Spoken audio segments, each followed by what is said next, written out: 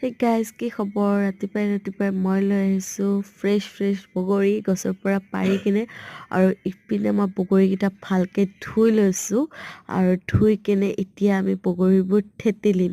যিহেতু বগৰীবোৰ অলপ থেতেলি ল'লে মানে বগৰীৰ চাটনিটো কি কয় এইটোক চাটনি বুলি কয় ন? তো চাটনিটো মানে টেষ্ট হ'ব। তো মই ইপিনে থেতেলি ল'লোঁ আৰু মই বগৰী দিছোঁ ইপিনে জলকীয়াবোৰো ভালকৈ পেষ্ট কৰি লৈছোঁ। তো জলকীয়া মই 7টামান দিলোঁ। তো আপোনালোকে এই ঠাণ্ডা বতৰত বগৰী খালেনে নাই? মইতো আজি খাবলৈ ৰেডি পূৰা আৰু মই ধনিয়াও দিলোঁ। পিছে বিশেষকৈ মই ইমান টেঙা বস্তুটো ভাল নাপাওঁ। কেতিয়াবা মন যায়, ছোৱালী মানুহতো অলপ হ'লেও মন যায় আৰু। তো আজি মই মানে ভাবিলোঁ আৰু মই খাম লগতে চবকে খুৱাম। তো ইপিনে মই জলকীয়া ধনিয়া দিলোঁ আৰু ইপিনে অলপমান মিঠাতেল দি দিম। যিহেতু তেল দিলে মানে স্মেলটো ভাল আহে, তো মই তেল দিওঁৱে। তো অলপ তেল দি দিছোঁ আৰু এতিয়া নিমখ দিম।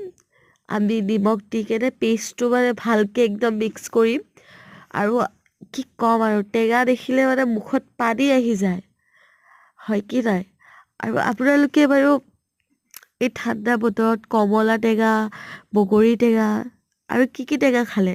মইতো বাৰু ঠাণ্ডা বতৰত বগৰী আৰু কমলা টেঙাই খালোঁ। তো আজিতো মোৰ চাটনিটো দেখা পাই একেবাৰে পানী আহি গৈছে চাগে আপোনালোকৰ। পিছে একো কথা নাই, আপোনালোকেও বনাই খাওক, মইতো দিব নোৱাৰোঁ। টাটা।